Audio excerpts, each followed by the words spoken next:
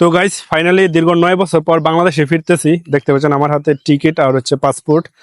তো সেই 2016 সালে কাতারে আসছিলাম, আর বর্তমানে 2025, অর্থাৎ 9 বছরের একটা গ্যাপ। 9 বছর কিন্তু আমি বাংলাদেশে যাই নাই। তো দীর্ঘ 9 বছর পর বাংলাদেশে যাইতেছি। প্রত্যেকটা প্রবাসী কিন্তু এই দিনটার জন্য অপেক্ষা করে, যে দিন প্রত্যেকটা প্রবাসীর স্বপ্ন যাবে বাড়ি আমার। তো আজকে আমি আপনাদেরকে বলবো যে কোম্পানিতে কাজ করলে মানে কি কি সুযোগ সুবিধা পাওয়া যায়। তো অনেকগুলো সুযোগ সুবিধা আছে, তার মধ্যে একটা হচ্ছে যে টিকিট আর পাসপোর্ট। মানে আপনি যখন ছুটিতে যাবেন, আপনি যদি কোম্পানিতে কাজ করেন, আপনার মানে ছুটির যে টিকিট, সেই টিকিটের মূল্য কিন্তু সম্পূর্ণ কোম্পানি দিবে, কোম্পানি আপনাকে টিকিট করে দিবে। আর আপনি যদি ফ্রি ভিসায় কাজ করেন তাহলে কিন্তু মানে নিজের টাকাই আপনাকে বাংলাদেশে যেতে হবে। আর দীর্ঘ 9 বছর পর যাইতেছি এখানে, প্রতি 2 বছর পর পর কিন্তু কোম্পানি আমাকে মানে ছুটি দিয়েছিল, আমি যাই নাই। তো ছুটি না গেলে কিন্তু আপনি আবার টিকিটের টাকা নিয়ে নিতে পারবেন, বোনাস, তারপর টিকিটের টাকা নিয়ে নিতে পারেন।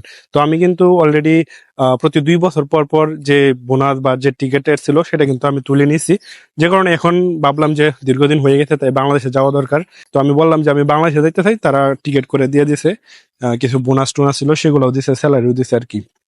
তো আপনারা যারা মানে কাতারে আসতে চাইতেছেন বা মিডিল ইস্টে আসতে চাইতেছেন, চেষ্টা করবেন যে কোনো কোম্পানির মাধ্যমে আসার জন্য, বা এখানে যদি ফ্রি ভিসাও আসেন তারপরেও চেষ্টা করবেন যে এখানে এসে মানে কোম্পানিতে চেঞ্জ হয়ে যাওয়ার জন্য। কারণ বর্তমানে তো এমনিতে ফ্রি ভিসাতে আসলে কাজ কাম নাই, তাই খুব ঝামেলা আর কি। ও তো বর্তমানে আবার দেখা যায় যে কাতারে কিন্তু মানে বেশিরভাগ লোক যারা আসতেছে সবাই কিন্তু এখন ফ্রি ভিসায় আসতেছে। তো সরাসরি কোম্পানির ভিসা এখন পাওয়া যাইতেছে না, যে কারণে সবাই ফ্রি ভিসায় আসতেছে।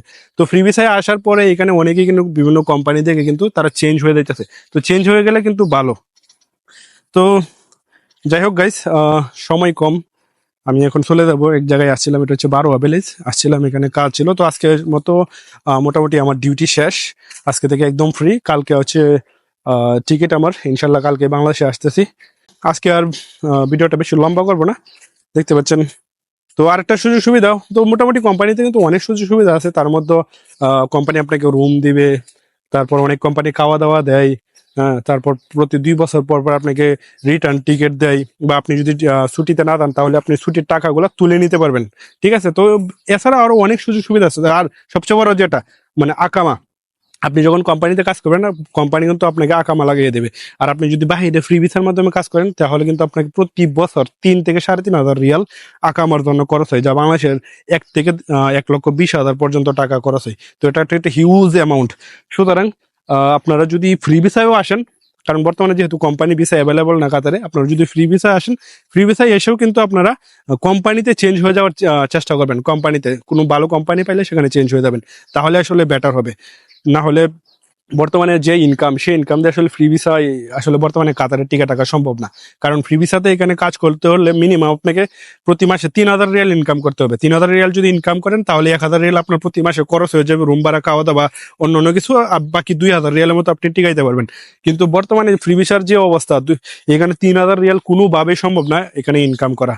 যে কারণে অনেকেই কিন্তু ফ্রি ভিসার মাধ্যমে আইসা বিভিন্ন কোম্পানির মধ্যে স্যালারি কম হলেও কিন্তু চেঞ্জ হয়ে যাইতেছে। কারণ স্যালারি কম হলেও কিন্তু কোম্পানিতে সুযোগ সুবিধা আছে, কারণ আপনাকে কাজ নিয়ে টেনশন করতে হবে না, আপনাকে করতে হবে না প্রতি মাসে আপনাকে ভাড়া দিতে হবে, এরকম কোনো টেনশন নেই। মানে প্রতিদিনেরটা আপনি প্রতিদিন মানে কোম্পানি আপনাকে কাজ দিবে, কাজ করবেন, স্যালারি পাইবেন, এই আর কি অবস্থা। তো যাই হোক প্রিয় বন্ধুরা, বাংলাদেশে যাইতেছি, বাংলাদেশে গিয়ে আপনাদেরকে কাতার সম্পর্কে বিভিন্ন কাজের আপডেট দেবো। যেহেতু আমি 9 বছর পর যাইতেছি, 9 বছর একটা অভিজ্ঞতা আছে আমার কাতারের, তো সেই অভিজ্ঞতা অনুযায়ী আপনাদের মাঝে অনেক কিছু তুলে ধরবো। তো আজকের মতো এখানেই রাখছি, বিদায় নিচ্ছি। আর দেখতে পাচ্ছেন পাসপোর্ট আর টিকিট, যেহেতু আসতেছি খুব শীঘ্রই বাংলাদেশে, তো সবাই দোয়া করবেন। আর দেখা হবে পরের একটা ভিডিওতে। আল্লাহ হাফেজ, অল দ্য বেস্ট। স্বপ্ন যাবে বাড়ি আমার।